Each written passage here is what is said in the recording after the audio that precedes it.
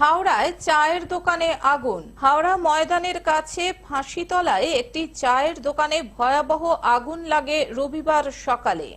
সকাল সকাল চায়ের দোকানে যখন খরিদ্দাররা চা খাচ্ছিলেন, ঠিক সেই সময়ই হঠাৎ করে আগুন ধরে যায় চায়ের দোকানে। আগুন এই সকাল 8টা নাগাদ, এটা তো পূজার দোকান, আমরাও শুনেই চলে এসেছি যে আগুন লেগে গেছে। তার ভেতরে প্লাস্টিকের সব জিনিসপত্র আছে। তারপরে আবার ফায়ার ব্রিগেডের গাড়ি, এই এলাকার সমস্ত মানুষ সহযোগিতা করলেন যে আগটা আর বেশি ছড়ায়নি।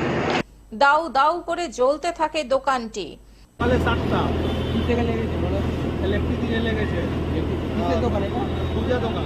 বুঝে আরো তো আশপাশে দোকান রয়েছে। আশপাশ তো আছে, চায় দোকান আছে, পূজা দোকান আছে, মাংস দোকান আছে। তারপরে কি করা যাবে, আমি তো বসেছিল, লোকজনকে ডাকলো, তারপরে দমকল আসলো, তারপরে পুরো আগুনটা বেড়ে গেল। স্থানীয় বাসিন্দারা আগুন দেখে ছুটে আসেন ও তারাই প্রথম আগুন নেভানোর চেষ্টা করেন।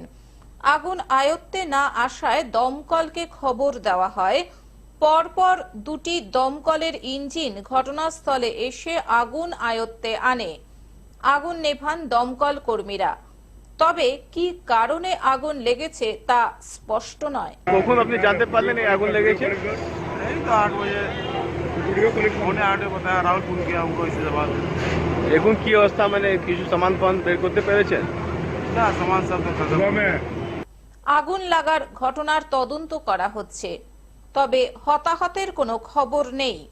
আগুন বলুন, এখানে কতগুলো জিনিস সব ছিল, দিদিভাইয়া চায়ের দোকান এগুলো ছিল এখানে।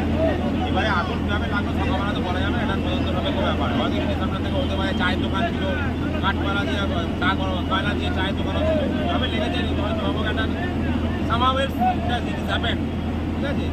হাওড়া থেকে কৌশিক ঘোষের রিপোর্ট, গ্লোব নিউজ। এখন থেকে গ্লোব টিভি দেখুন আপনার স্মার্টফোনেও।